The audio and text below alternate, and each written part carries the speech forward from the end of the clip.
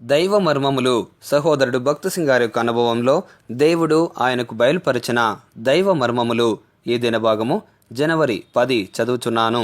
అరణ్యమును ఎండిన భూమియు సంతోషించును, అడవి ఉల్లసించి కస్తూరి పుష్పం వలె పూయును.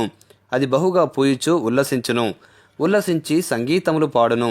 లెబానోను సౌందర్యము దానికి కలుగును, కర్మేలు షారోనులకున్న సొగసు దానికుండును. అవి యెహోవా మహిమను, మన దేవుని తేజస్సును చూచును.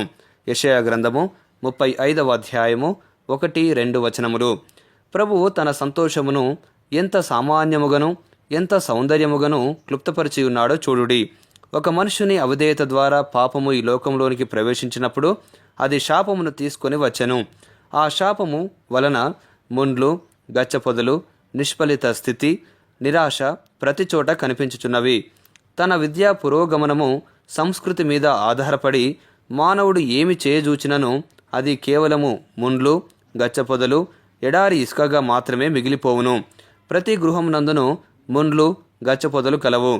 ఏ మానవుని ద్వారా కూడా మార్చబడుటకు గాని మెరుగు చేయబడుటకు గాని వీలు గాని నిష్ఫలమైన ఎడారిగానే నీ జీవితం ఉన్నది. అయితే దేవుడేమి చెప్పుచున్నాడో చూడుము.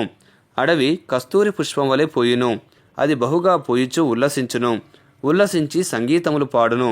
దేవుని కృప వలన కలుగు అద్భుతమిదియే.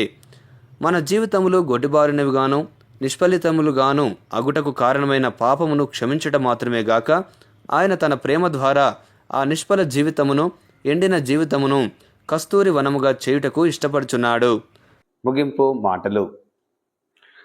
నేటి దినవాక్యం ద్వారా ప్రభు మనలను ఆత్మీయంగా నడిపించి సహాయపడి సమృద్ధిగా ఆశీర్వదించునుగాక. ఆమెన్. దైవజనుడు భక్త సింగ్ గారి యొక్క వర్తమానములు, అందులో దైవ మర్మములు, అలసిన వాణిని ఊరడించు మాటలు పుస్తకములు మీ కొరకై ఈ ఛానల్లో అందుబాటులో ఉంచాము.